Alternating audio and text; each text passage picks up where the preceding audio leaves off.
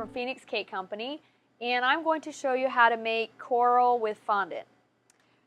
You start off with some pale yellow fondant. This is pre-made fondant. You can use marshmallow fondant as well. And you want to roll out a thin piece.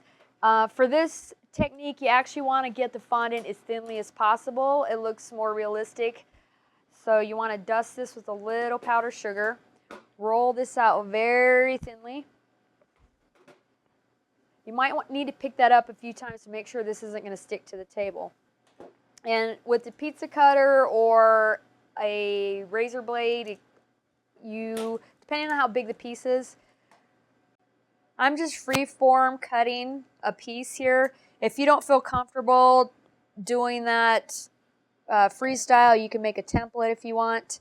I think it looks more natural this way if you can do it just kind of a free-form look. So once you have a couple pieces rolled out, make sure you put your extra piece of fondant in a bag. Once this is rolled out, you want to just cut little circles, different size circles here and there. Big ones, little ones. You want to have different sizes, just gives it a more realistic look. And once you have your fondant with your holes cut out, you want to dry it on a piece of foil. And the foil you want to scrunch up because you want to dry it with some movement. This is supposed to be undersea in the ocean where everything's moving around, so you don't want, you know, a straight piece of coral like straight up. So you want to dry it on a piece of foil. That way, when it hardens up, you have it nice and hard and it's with some movement to it. Instead of it being straight, you want to have a little bit of curve to it. Okay, so that's one piece of coral that you can do. Another quick one is to pipe it out of royal icing, which you just get some parchment paper and you're going to just freehand pipe.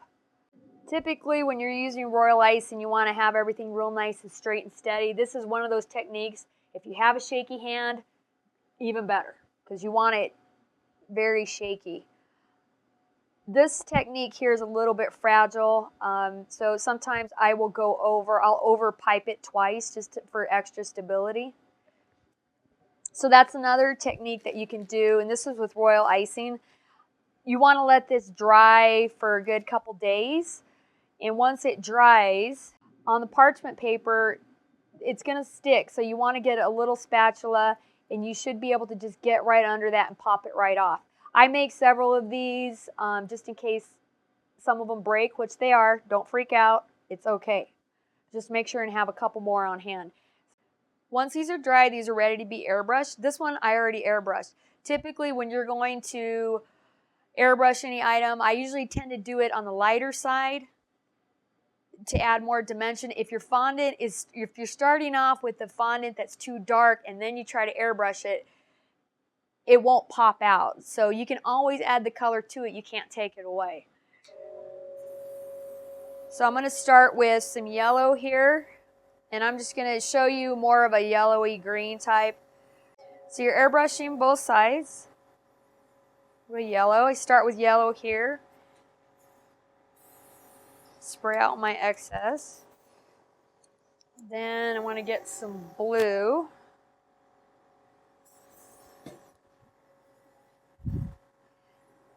And the yellow and blue go together, obviously, and it's going to create a green effect in here. This is what's nice about using the airbrush as opposed to like some of the petal dust.